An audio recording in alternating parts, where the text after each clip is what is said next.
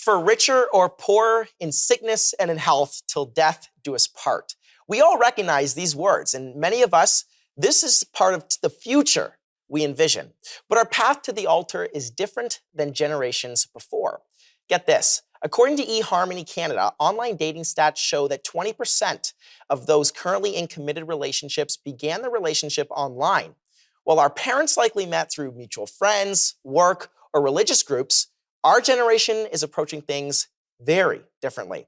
64% of people who use online dating sites say that they are looking for someone they have something in common with. But 53% of people report they've lied on their dating profile regarding age, height, or weight, their job, or their income. And we probably all know someone who's been catfished. In theory, dating apps have made connecting with each other easier than ever. But in terms of really connecting, are they actually helping? Guys, welcome to the show. I have a hot take for you. People lying on their dating profiles. Why do you think that they do it? Chris, go for it. Yeah, I think you're looking at a very superficial view of somebody, and someone might want to get swipes right or kind of likes, matches to amp it up. So they'll make a white lie or something that they think they can not get caught out on, and then they'll kind of roll with it until they actually meet with the person or it comes to light, and then they were catfished. I guess, would some people just be on dating apps for the dopamine that they get when they get a match? What do you guys think? There is a running joke that basically, you stay on the app forever and you just talk on the app forever because it's just enough validation. You don't have to leave your house. So is it just phony connections? Like what's the premise behind dating apps, I guess?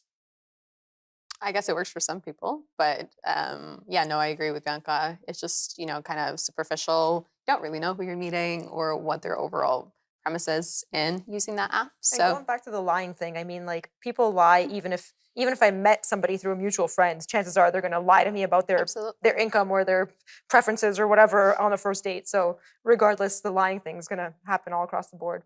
Now, is there something to be said about just withholding some information? I mean, there's some validity in that, no? Yeah, so to a certain extent. Obviously, whenever you're going on a first date or someone with somebody, it's like a job interview. You're going to bring your best self to the table.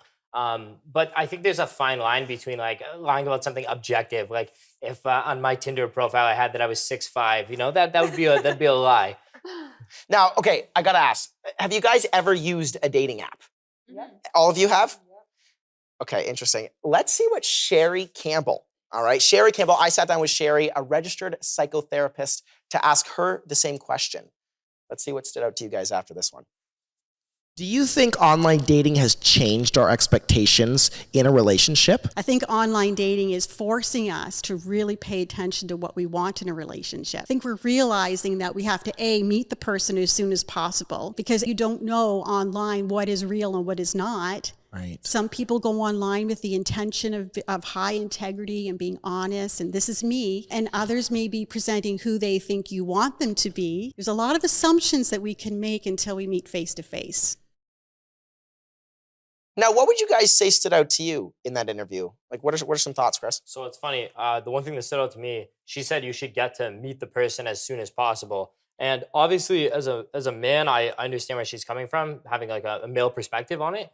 But if I was telling my sister how to navigate like a dating app, I would actually tell her to be more careful in that regard. So it's funny that she said that. But when the rubber meets the road, I feel like these are strangers at the end of the day. You need to be a little kind of cautious about how you're going about interacting with them, I think. We're also not taking into account that women are ninjas and they'll probably know your blood type before you even, right? So like we actually can do a lot more research than... I guess they do a lot of research before it. Now, when we go back to old ways of dating, say 50 years ago, it seems like we've changed our ways a little bit. And real quick, Karolina, do you think those old ways should be brought back? Like, would they be more effective than online dating apps today? in a way, most likely, yes. But if we're bringing something back, like talking to people in person, I feel like a lot of people now have anxiety and feel more comfortable being on a dating app and, striking up a conversation with somebody else in real life.